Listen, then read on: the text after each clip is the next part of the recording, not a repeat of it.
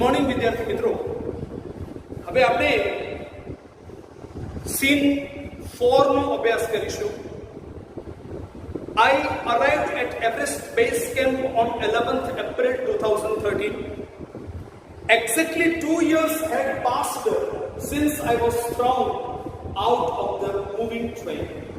At the camp, nobody seemed to know that I had an artificial leg. One day, while returning, my left leg got wet with snow because I had slipped a couple of times on the slippery surface. Arunima Sinha કહે છે વિદ્યાર્થી મિત્રો કે I arrived at Everest Base Camp on 11th April 2013. 11મી અથવા 11 April 2013 ના રોજ Arunima Sinha Everest જે ચડવા જઈ રહ્યા છે તેના બેઝ કેમ્પ પર આવી પહોંચ્યા. બરાબર. Exactly 2 years had passed since I was thrown out of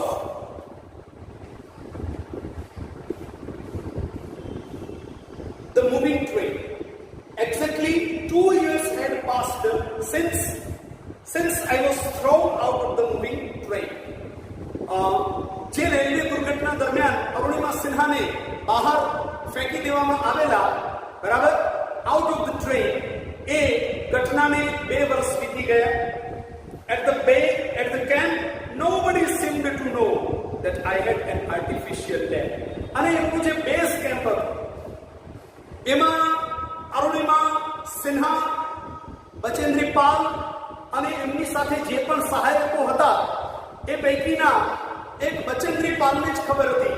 બાકી કોઈને એટલી ખબર નહોતી કે અરુણિમા સિન્હા જે છે એ એમને એક જે ડાબો પગ જે છે તે આર્ટિફિશિયલ છે, ઓરિજિનલ યા નેચરલ નથી. One day while returning, my left leg got wet. My left leg got wet with snow because I had slipped a couple of times on the slippery surface. હવે જ્યારે base camp તરફ એ લોકો પાછા આવતા હતા, બરાબર, ત્યારે બન્યું એવું કે એમનું જે ડાબો પગ જે છે એ એકદમ ભીનો થઈ ગયો. ભીનો એટલે કે બરફના કારણે, બરાબર, એ જે બરફ હતું એ બર્ફીલા સરફેસ ઉપર, સપાટી પર અરુણિમા સિન્હા ઘણી વખત સ્લીપ થયેલા, જેના પરિણામ સ્વરૂપ એમનો જે ડાબો પગ હતો, જે આર્ટિફિશિયલ હતો, બરાબર, કૃત્રિમ પગ હતો, એ બરફને કારણે એકદમ ભીનો પડી ગયેલો, ઠંડો પડી ગયો. એટલે next morning I left the artificial leg out in the sun to dry. એટલે બીજે દિવસે વહેલી સવારે પર્વત ચડતા પહેલા અરુણિમા સિન્હા શું કરે છે, પોતાનો જે ડાબો પગ જે છે એ સૂર્યપ્રકાશમાં સુકવવા માટે કાઢી અને સાઈડમાં રાખી દે છે. At that time some foreigners realized, શું કહે છે, એવા સમયે એમની સાથે જે ફોરેનર્સ હતા, જેઓ પર્વત ચડવાના હતા, આ એવરેસ્ટ ચડવાના હતા, એમને ખબર પડી. શું ખબર પડી? that I had only one leg. After that my TRP showed. એવા સમયે જ્યારે અરુણિમા સિન્હાએ પોતાનો ડાબો પગ સૂર્યપ્રકાશમાં સુકવવા માટે મૂક્યો, ત્યારે એવા સમયે કેટલાક ફોરેનર્સ જે હતા એમની સાથે એમને ખબર પડી કે ખરેખર અરુણિમા સિન્હાને જે જમણો પગ છે એ જ નેચરલ છે, બાકી એમનો ડાબો પગ જે છે એ આર્ટિફિશિયલ છે. ત્યાર પછી એમની ટીઆરપી જે છે, બરાબર, એ ખૂબ જ વધી ગઈ. અહીંયા 1-2 શબ્દો જે અગત્યના છે અને તમારા માટે અનનોન હોઈ શકે એ હું લખું છું. એમાંનો એક શબ્દ છે TRP. For example,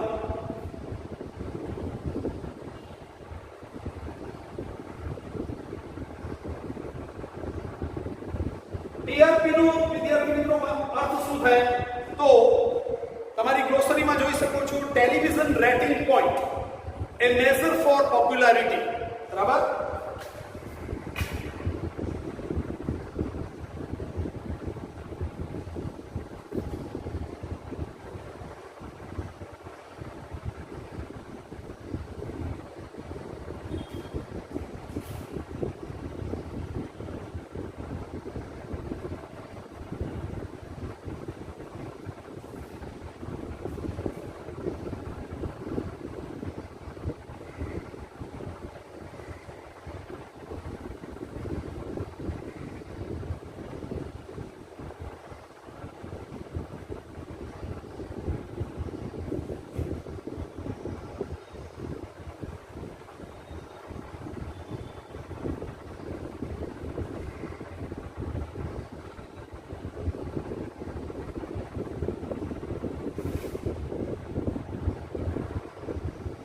TRP means television rating point.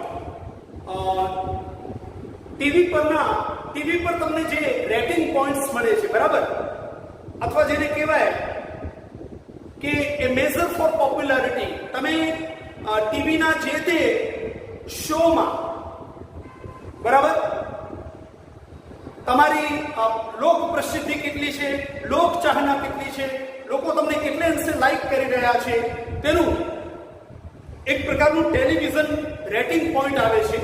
બરાબર. અહીંયા પણ જોઈ શકો છો, આનો ફૂલ ફોર્મ થાય ટેલિવિઝન રેટિંગ પોઈન્ટ. બરાબર. જે તે ટીવી શો દરમિયાન તમે જે પણ ટીવી શોમાં તમે પાર્ટિસિપેટ કરી રહ્યા છો, રોલ પ્લે કરી રહ્યા છો યા ઇન્વોલ્વ છો, એને લોકો કેટલી હદે પસંદ કરે છે, લોકો કેટલી હદે ચાહે છે અને લોકોમાં એની લોકપ્રિયતા કેટલી અંશે છે, એનું એક પ્રકારનું માપન છે. બરાબર. અને ત્યાર પછી વર્ડ છે શોર્ટ.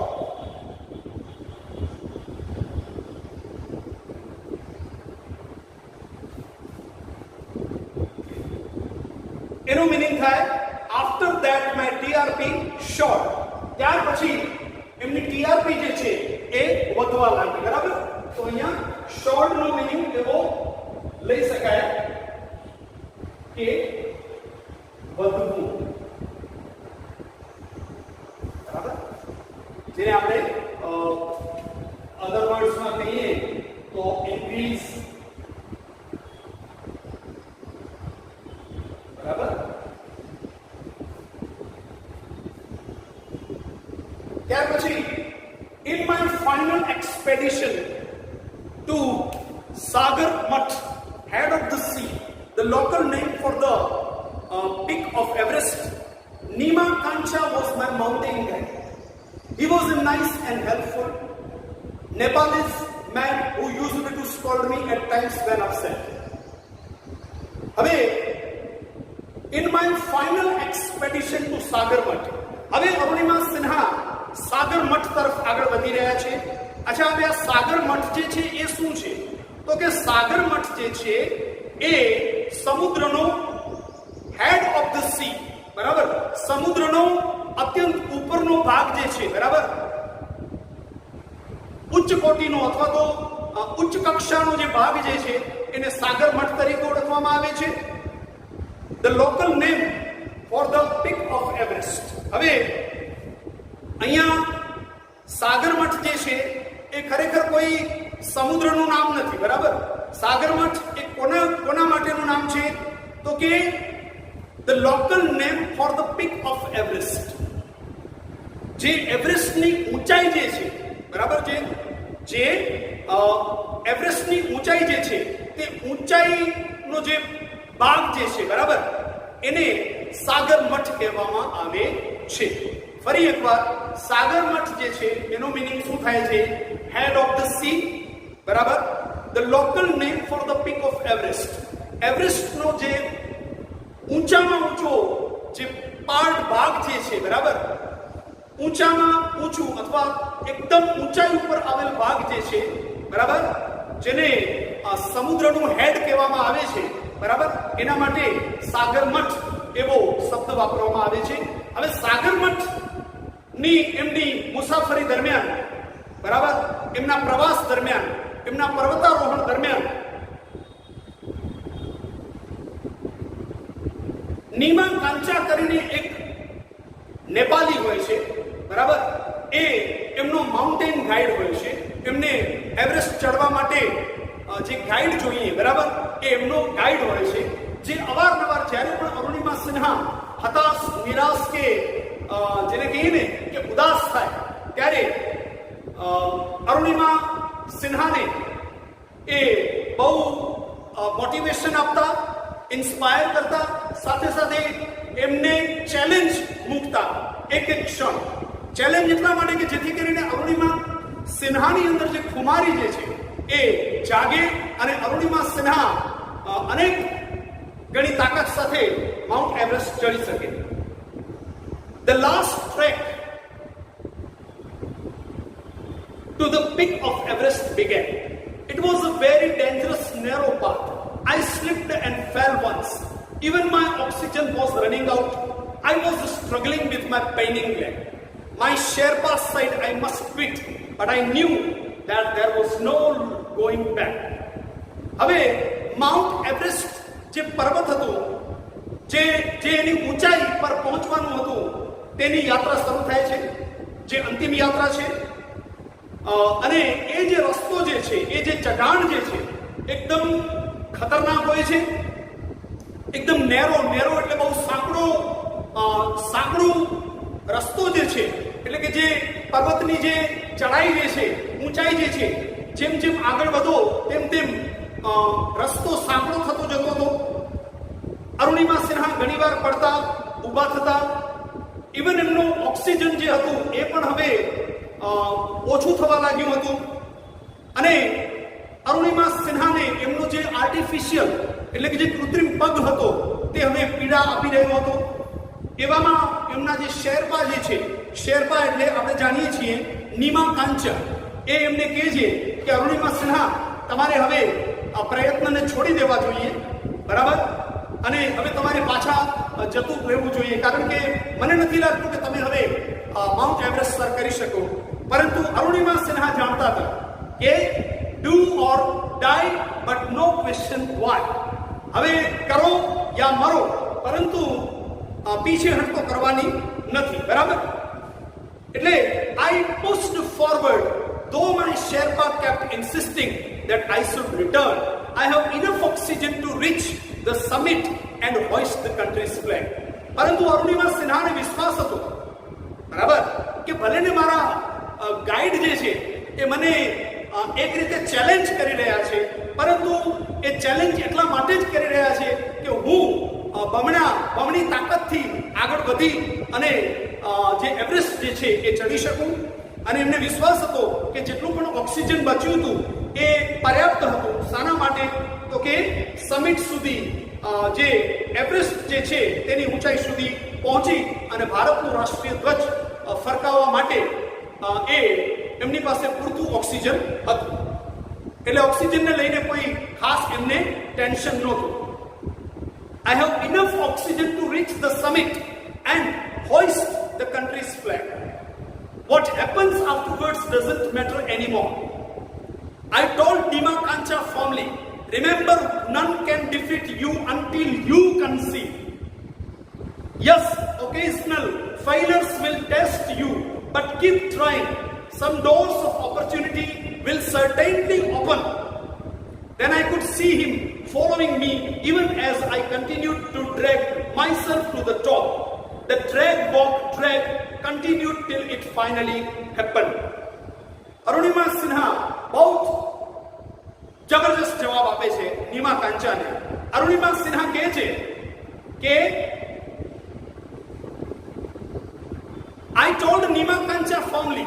અરુણિમા સિન્હા નીમા કાંચાને કહે છે, શું કહે છે? Remember, none can defeat you until you concede. જ્યાં સુધી વ્યક્તિ પોતે હાર નથી માનતો ત્યાં સુધી કોઈની તાકાત નથી કે વ્યક્તિને તેના પ્રયત્નોમાં હરાવી શકે. Yes, occasional failures will test you. સમય પ્રસંગે બની શકે તમને તમારા જીવનમાં અનેક નિષ્ફળતા પ્રાપ્ત થઈ હોય, બટ કીપ ટ્રાઇંગ, પરંતુ તમારે સતત પ્રયત્ન ચાલુ રાખવા જોઈએ. Some doors of opportunity will certainly open. એક ના એક દિવસ એવો જરૂર આવે છે કે તમારા માટે સફળતા જે છે એનો દ્વાર જરૂર ખુલે છે. Then I could see him following me even as I continued to drag myself to the top. અને આ રીતે અરુણિમા સિન્હા એમનું જે પર્વતારોહણ જે અંતિમ સ્ટેજમાં છે ત્યાં રીતસરના હવે એ પોતાની જાતને ઢસડીને બરાબર ખેંચીને પહોંચવાના પોતાના જે અવિરત પ્રયત્નો જે છે, પ્રયાસો જે છે બરાબર, એને ખંતને ચાલુ જ રાખે છે.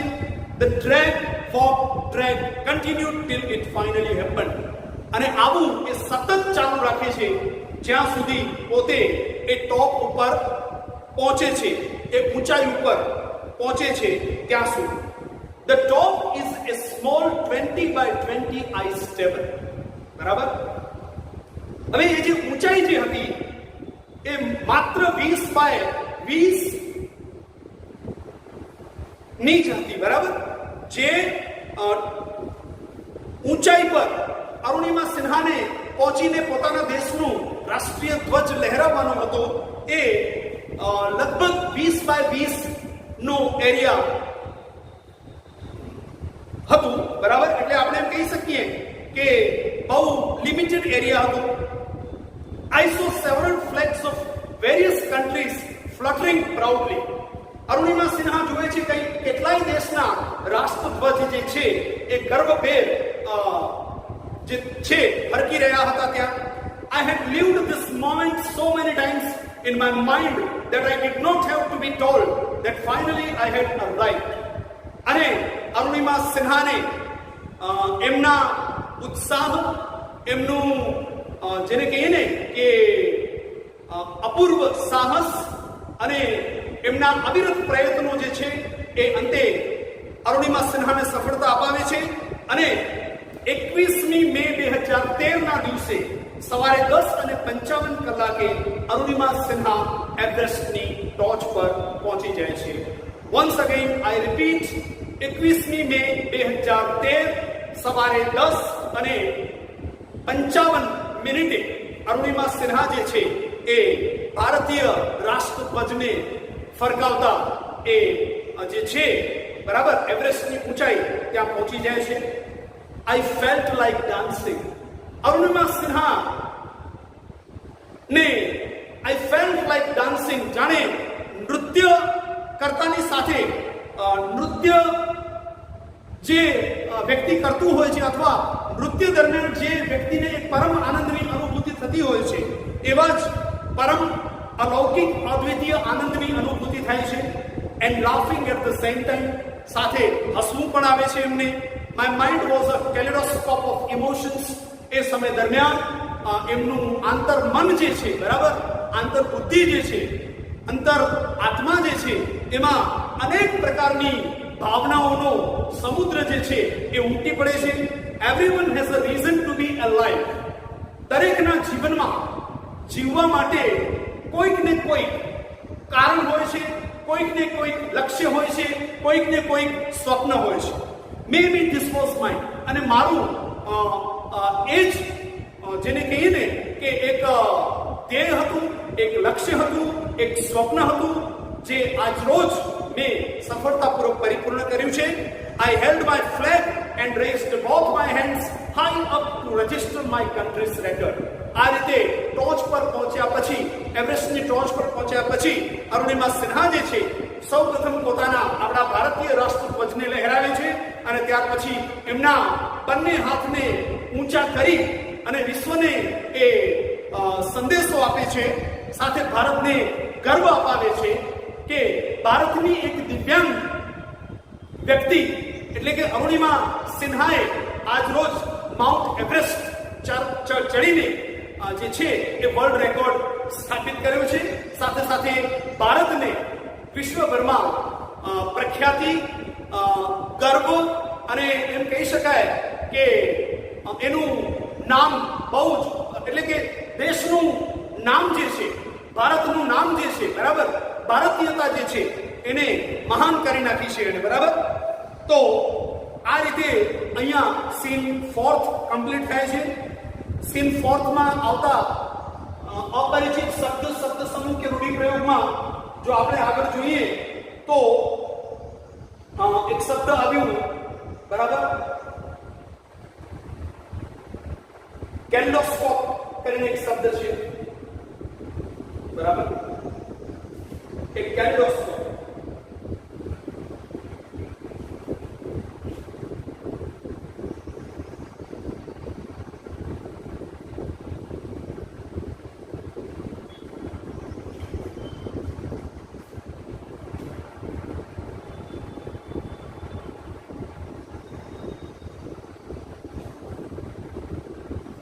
Of emotions.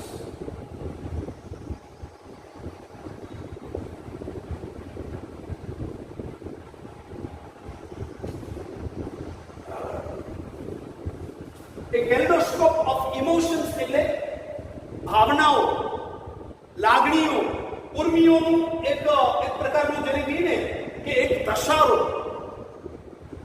બરાબર, એક પ્રકારનું એક લહેર, બરાબર. એટલે કે ખરેખર આ એક પ્રકારના એક કેલિડોસ્કોપ ઓફ ઇમોશન્સને આપણે ફ્રેઝ કહી શકીએ, બરાબર. એ કેલિડોસ્કોપ ઓફ ઇમોશન્સનું મિનિંગ વ્યવહારિક અર્થ એવો થાય કે જે સમયે અરુણિમા સિન્હા એવરેસ્ટની ટોપ ઉપર પહોંચી જાય છે, એ સમયે એમને જે લાગણીઓ, જે ભાવો અને જે સંવેદનાઓની અનુભૂતિ થાય છે, બરાબર, તે બહુ જ અદ્વિતીય, અલૌકિક અને અજોડ હોય છે, બરાબર. એટલે ટૂંકમાં એટલી પરમ ખુશી એમને ફીલ થાય છે. એના માટે વપરાતો એક શબ્દ પ્રયોગ છે એ કેલિડોસ્કોપ ઓફ ઇમોશન્સ, બરાબર. ત્યાર પછી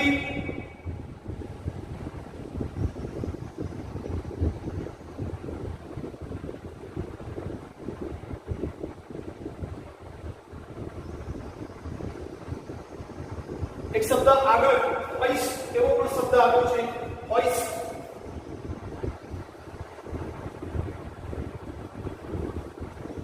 તમે જોઈ શકો છો, બરાબર.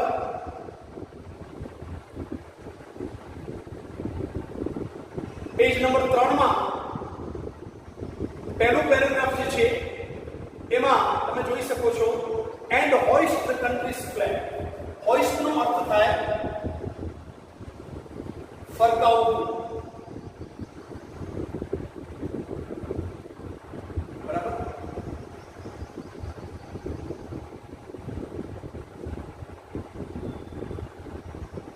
રાષ્ટ્રીય ધ્વજ ફરકાવવું,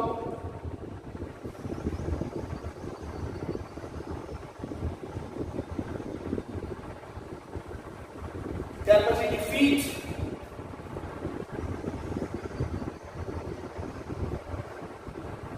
ડિફીટ એટલે હરાવવું,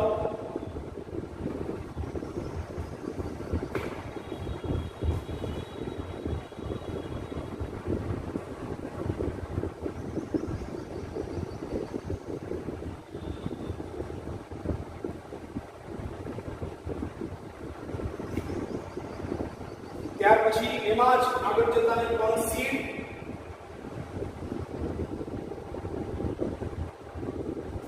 પીછે હટ કરવી યા હાર માનવી.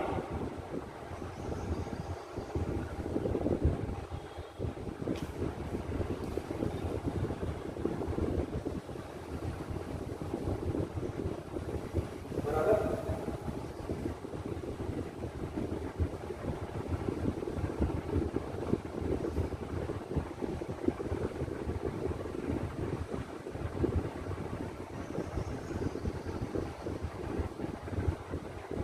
ત્યાર પછી બીજા પેરેગ્રાફમાં એક શબ્દ છે ફ્લટરિંગ.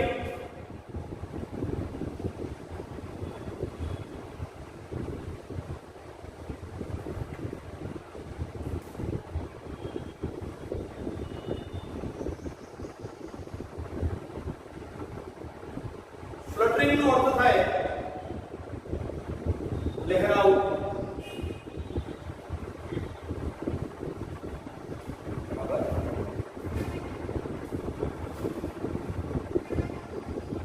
ફ્લટરિંગ. ફ્લટરિંગ એટલે વિવિધ દેશોના જે રાષ્ટ્રીય ધ્વજ લહેરાઈ રહ્યા હતા એના માટેનો શબ્દ છે ફ્લટરિંગ.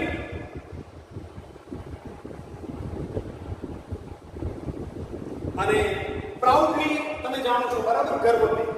તો વિદ્યાર્થી મિત્રો આ રીતે અહીંયા આપણું સીન 4th જે છે એ કમ્પ્લીટ થાય છે. હવે આપણે સીન 4th જે છે બરાબર એમાંથી એકાદ પેરેગ્રાફ ઉદાહરણ તરીકે લઈ અને કઈ રીતે એમાંથી પ્રશ્ન નીકળી શકે અને કઈ રીતે તમારે જવાબ અટેમ્પ્ટ કરવાના છે તેની થોડી પ્રેક્ટિસ કરી લઈએ.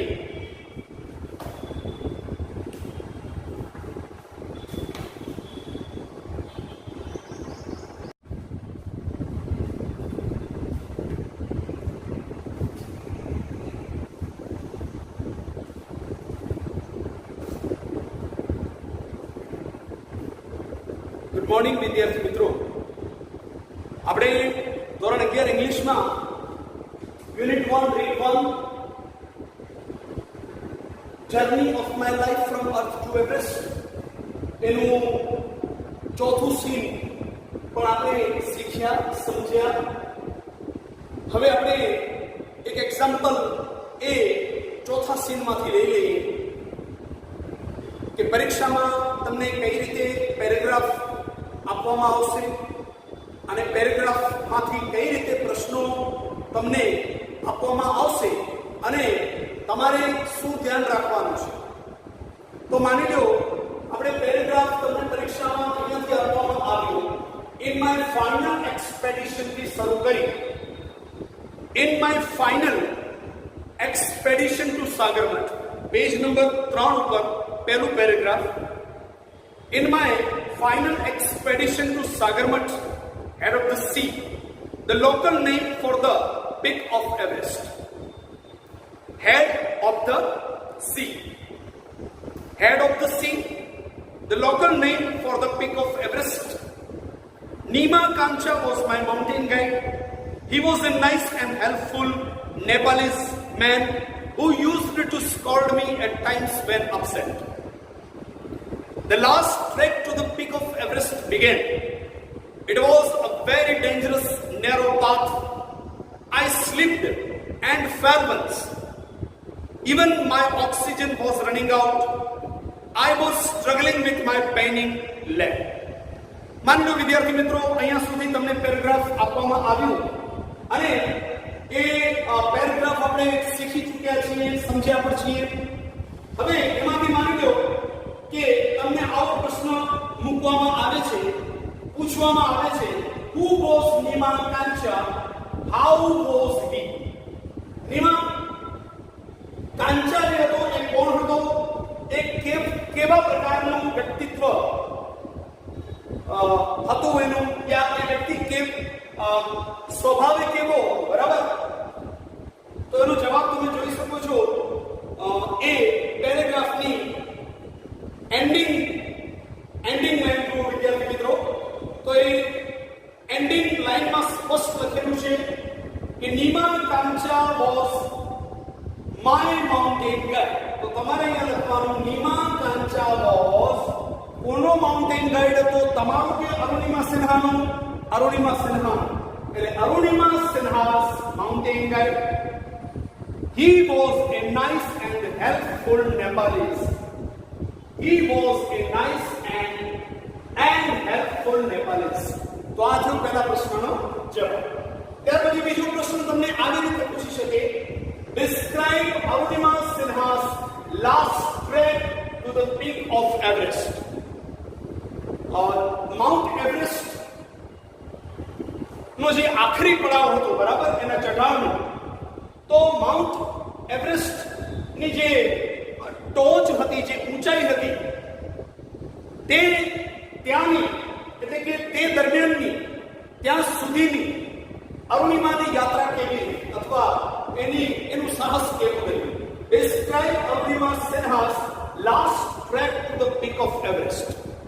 માઉન્ટ એવરેસ્ટ ની જે ટોચ જે છે, એની ઊંચાઈ જે છે, બરાબર, એની ઊંચાઈનો અંતિમ ભાગ જે છે ત્યાં સુધીનું અરુણિમાનું ટ્રેક કેવું રહે, એટલે કે અરુણિમાની કે સાહસ યાત્રા કેવી રહી, પ્રયત્નો કેવા રહ્યા, એનું પર્વતારોહણ કેવું રહ્યું. The last trek to the peak of Everest, તમે જોઈ શકો છો, બરાબર, સામે છે જવાબ. Was a very dangerous narrow path. The last, આપણે કોઈ પણ જવાબની શરૂઆત પ્રશ્નની બેઝ બનાવીને આપણે જવાબ લખીએ છીએ, બરાબર. પ્રશ્નને આધાર ગણીને, બરાબર, તમારા કોઈ પણ પ્રશ્નનો જવાબ જે છે એ જવાબનો આધાર એ તમારો પ્રશ્ન છે, બરાબર. એટલે પ્રશ્નને આધાર બનાવીને તમારે જવાબ લખવાનો છે. The last trek to the peak of Everest was, કેવું છે, was a very dangerous narrow path. Was a very dangerous narrow path. Arunima slipped and fell once. તમારા પેરેગ્રાફમાં I છે, પણ અહીંયા I નહીં, આપણે લખશું અરુણિમા, થર્ડ પર્સન સિંગ્યુલર, બરાબર. Arunima slipped and fell once. Even my oxygen was running out. So even her oxygen was running out and I was struggling with my paining leg. તો અહીંયા she was struggling with her paining leg. તો આ રહ્યો તમારો જવાબ. once again I repeat, હું જવાબને repeat કરું છું, ધ્યાન આપજો પેરેગ્રાફમાં. The last trek to the peak of Everest was a very dangerous and narrow path. Arunima slipped and fell once. Even her oxygen was running out and she was struggling with her paining leg. તો વિદ્યાર્થી મિત્રો, આ રીતે આપણે ચોથા સીનમાંથી પણ પરીક્ષાલક્ષી practice કરી છે. હવે તમારે જે કરવાનું છે એ હોમવર્કમાં એટલું જ કરવાનું છે કે જે યુનિટ 1 રીડ 1 તમે શીખ્યા, તમારી ફેર જે બુક જે છે એમાં પરીક્ષામાં જે રીતે પૂછે છે એ રીતે તમે તમારી ટેક્સ્ટકમ ગાઈડમાં જોશો તો પ્રેક્ટિસ આપેલી છે. પેરેગ્રાફની નીચે 2 પ્રશ્ન, બરાબર. તો તમારે એક પેરેગ્રાફ લખવાનો છે. પેરેગ્રાફ લખવો જરૂરી છે, કારણ કે પેરેગ્રાફ લખશો તો તમને કંઈક સમજાશે, બરાબર. ડાયરેક્ટ તમે પ્રશ્ન અને જવાબ લખશો તો તકલીફ પડશે. તકલીફ એટલે કે પરીક્ષા સમયે તમે મે બી કન્ફ્યુઝ થઈ જાઓ, બરાબર. બેટર છે પેરેગ્રાફ લખવાનો, એની નીચે 2 પ્રશ્ન, અને ત્યાર પછી તમારે શું કરવાનું, એ બંને પ્રશ્નના જવાબ પોતાની જાતે પેરેગ્રાફમાંથી શોધી અને પહેલા રફ કામ કરો. ત્યાર પછી તમારા જવાબને ફાઇનલી જે ટેક્સ્ટકમ ગાઈડનો જવાબ છે એની સાથે ટેલી કરો તો તમને ખ્યાલ આવશે કે તમે કેટલે અંશે સાચા છો અને ક્યાં ક્યાં તમે કઈ કઈ ભૂલો કરી છે, જેથી કરી તમે સુધારી અને નવેસરથી એ જવાબ લખી શકો. તો આવા જેટલા પણ 5-7 પેરેગ્રાફ તમને આપવામાં આવ્યા હોય એ દરેક પેરેગ્રાફ, એની નીચે 2 પ્રશ્ન અને 2 પ્રશ્નોની નીચે એ જ 2 પ્રશ્નોના જવાબ લખી અને પ્રેક્ટિસ કરવાની છે. તો મને વિશ્વાસ છે કે પરીક્ષામાં તમે અવશ્ય કોઈ પણ પેરેગ્રાફ પૂછાશે તેના પ્રશ્નના જવાબ તમે સક્સેસફુલી અને પ્રોપરલી અટેમ્પ્ટ કરી શકશો. તદુપરાંત વિદ્યાર્થી મિત્રો, તમારી જે પણ ડાઉટ્સ કે ડિફિકલ્ટીઝ હોય આપ મારી સાથે શેર કરી શકો છો.